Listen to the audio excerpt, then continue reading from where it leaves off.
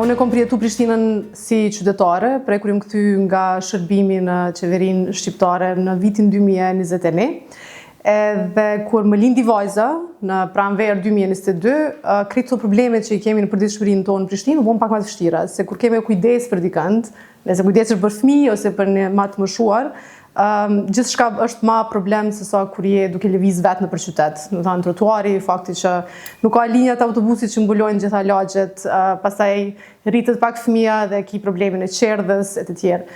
Edhe vjet para se të filloj fushata për zgjedhjet nacionale, po filloi diskutimi për zgjedhjet nacionale, do të thënë filloi një diskutim para-elektoral. Dhe isha të mendu, unë nuk mundem me vazhdu dhe mu anku si kur qytetarët e tjerë të Prishtinës, për shkak se kom edhe një përvojë, e di se qysh qeveriset ma mirë, e di se qysh ndërtohen marrëdhëniet brenda një institucioni që ka shumë përgjegjësi, sikur në këtë rast komuna e Prishtinës, edhe që me të vërtetë nëse dojmë i dhënë Prishtinës një shansë për me u zhvillu në një kohje pak më të duhur, duhet krejt me dhënë kontributin tonë dhe pa është arsyeshme me u përfshi në këtë garë, me synimin që me marrë në dorë dhe qeverisjen në Prishtinë,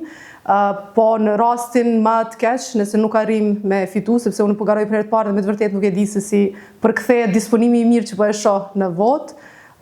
nëse nuk arri, do të thënë që qeverisja me Prishtinën s'paku të vazhdoj të shtyj përpara agjendën time për qytetin